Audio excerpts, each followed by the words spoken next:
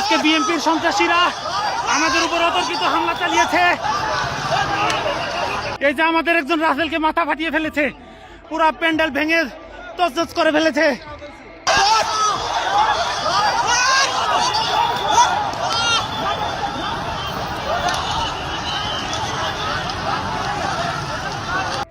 BNP ও জামায়াতের সংঘর্ষে শেরপুরের শ্রীবর্দী উপজেলা জামায়াতের সেক্রেটারি রেজাউল করিম মারা গেছেন। বুধবার রাত 10টায় চিকিৎসাধীন অবস্থায় তিনি মৃত্যুবরণ করেন। জামাতের একজন বড় নেতা, আপনার জামাতের যে বড় নেতা গতকালকে শেরপুরে, আমরা দেখলাম শেরপুরের ঝিনাইগাতি উপজেলায় নির্বাচনী ইশতেহার ঘোষণা অনুষ্ঠানকে কেন্দ্র করে জামাত এবং বিএনপির নেতার কর্মীদের মধ্যে যেইভাবে চেয়ার ভাঙ্গা ভাঙ্গি, দৌড়া দৌড়ি, পিটাপিটি হয়েছে, সবাই ভিডিওটা দেখছেন না? আমার কাছে মনে হয়েছে যে মাত্র তো শুরু, অনেক কিছু বাকি গুরু। এবার বিএনপির নেতৃকর্মীরা জামায়াত ইসলামের মহিলাদের ছায়া খুলে নিবে। দেখেন কি বলে নেতা।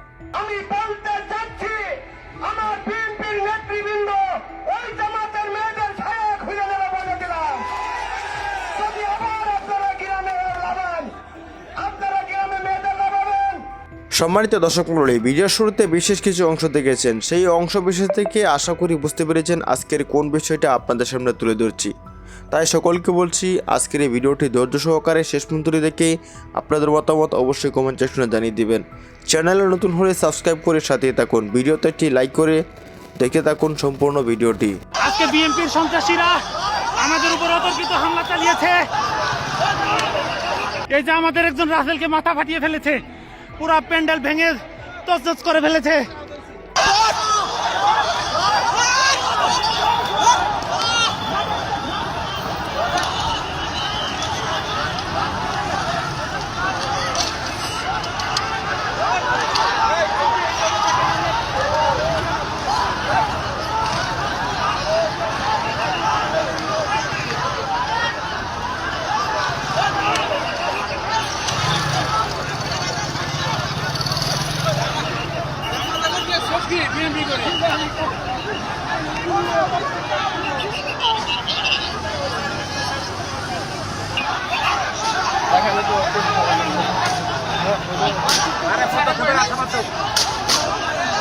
আজকে বিএনপির সন্ত্রাসীরা আমাদের উপর অতর্কিত হামলা চালিয়েছে।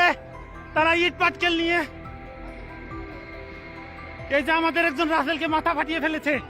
আমরা এই বিএনপির সন্ত্রাসীদের কর্তৃক আক্রান্ত। তারা তো আমাদের উপর হামলা করেছে, অতর্কিত হামলা চালিয়েছে। সারা মাঠে বিএনপির সন্ত্রাসীরা পুলিশ ফোর্স থাকা সত্ত্বেও বিএনপির সন্ত্রাসীরা আমাদের উপর ইট পাটকেল লাঠিপেটা নিয়ে পূর্ব পরিকল্পিতভাবে আমাদের উপর হামলা চালিয়েছে। আমরা তীব্র নিন্দা ও প্রতিবাদ জানাই। আমরা প্রশাসনের কাছে, সরকারের কাছে এই হামলার জন্য এই যে দেখুন এখনো হামলা চলমান আছে আমাদের সমর্থকদের উপর।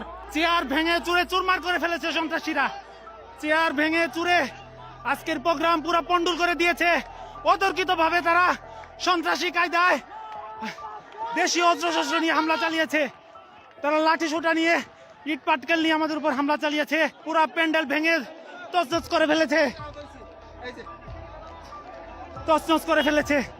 আমরা এমনকি এই প্রশাসন আমাদের প্রার্থীর পর্যন্ত নিরাপত্তা দিতে ব্যর্থ হয়েছে। এই প্রশাসনের অধীনে কিভাবে আমরা সুষ্ঠু নির্বাচন প্রত্যাশা করি?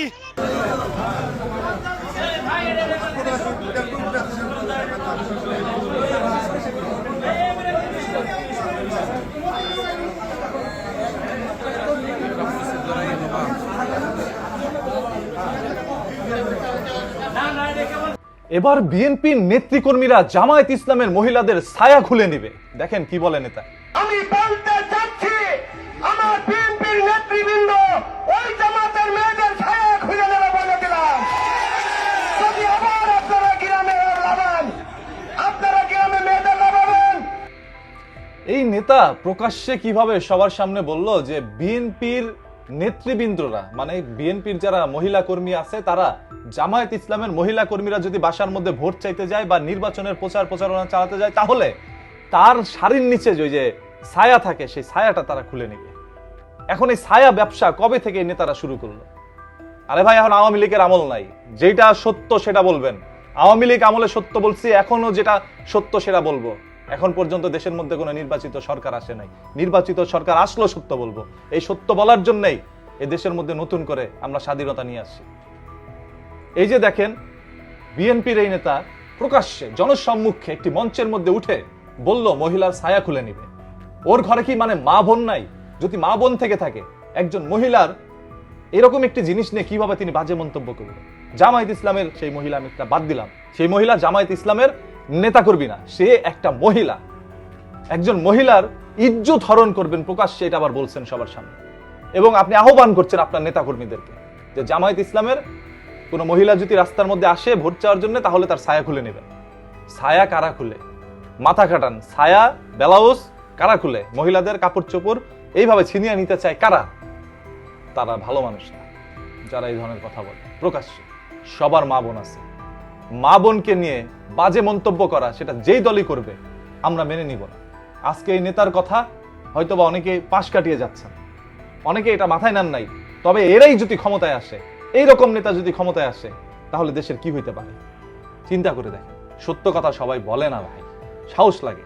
এই নিয়ে সত্য কথা বলে দিছে স্টেজের মধ্যে উঠে, এটাও তার সাহস আছে, আমি তার সাহসের প্রশংসা করি। তবে এই সাহসটা ভালো কাজে দেখাইলে কাজে দিত। আপনি জামায়াত ইসলামের একটা মহিলার ছায়া খুলে নিয়ে যাবেন, তার ব্লাউজ খুলে নিয়ে যাবেন, এটা বলতে কি আপনার লজ্জা লাগে নাই? আপনি খুলেন, আবার আপনার নেতাকর্মীদেরকে এই আহ্বান জানাচ্ছেন। নেতা যারা আপনার নেত্রী আছে তাদেরকে আহ্বান জানাচ্ছেন। জামায়াত ইসলামের দোষ কি? তারা মহিলাদেরকে কেন তাদের সংগঠনের মধ্যে আনছে? তারা তো ইসলামিক দল, তারা ইসলামিক দল, এটা আপনারা মানেন, আবার আপনারাই বলেন তারা কোনো ইসলামিক দল না। মানে আপনারা কি বুঝাতে চান? আমি জামায়াত ইসলামের দালালি করতে আসি না, আমি ইনসাফের কথা বলতে আসছি। এখন ইনসাফের কথা বললে সেটা কোনো দলের বিরুদ্ধে গিয়ে দাঁড়ায়, কারণ ইনসাফ কোনো দলের না। ইনসাফ হচ্ছে মানুষের জন্য, জনগণের জন্য কথা বলা। আজ একটা মহিলার ছায়া খুলে নেবেন এটা বলছেন, আগামীকাল যখন ক্ষমতা পাবেন হাতের মধ্যে, তখন আরো কত কিছু খুলতে চাইবেন আপনারা, প্রকাশ্যে এগুলো বলবেন। আওয়ামী লীগের আমলে শুনছেন কোন নেতা এরকম কথা বলছে যে মহিলাদের ছায়া ব্লাউজ খুলে নিবে? বললে সাথে সাথে শেখ হাসিনা তাকে জেলের মধ্যে ঢুকাইছে, কারণ শেখ হাসিনা অন্ততপক্ষে নারীদেরকে এই দেশের মধ্যে স্বাধীনতা দিছিল, নারীরা কর্মঠ হয়েছিল। আর আজ আপনি দলে ক্ষমতায় আসার আগেই বলতেছেন ছায়া খুলে নেবেন। এটা কেমন কথা? আপনি তো শিক্ষিত মানুষ, নিশ্চয়ই আপনি শিক্ষিত, যেহেতু আপনি মনোনয়ন পাইছেন বিএনপি থেকে। এখন বিএনপি কাদেরকে মনোনয়ন দিচ্ছে? তারা নির্বাচনের প্রচারণা কিভাবে চালাচ্ছে? আপনি জামায়াতের একজন হুজুরকে নিয়ে বলতেন, আমি কিছু বলতাম না, তবে আপনি মহিলাদেরকে টেনে নিয়ে আসছেন এখানে। আপনারা যারা ভিডিওটা দেখতেছেন সবাই ভিডিওটা শেয়ার করেন। দর্শক, সম্পূর্ণ ভিডিওটি দেখলেন এবং আজকের এই ভিডিও সম্বন্ধে আপনাদের মতামত অবশ্যই কমেন্ট সেকশনে জানিয়ে দিবেন। দেখা হচ্ছে পরবর্তী ভিডিওতে। আসসালামু আলাইকুম।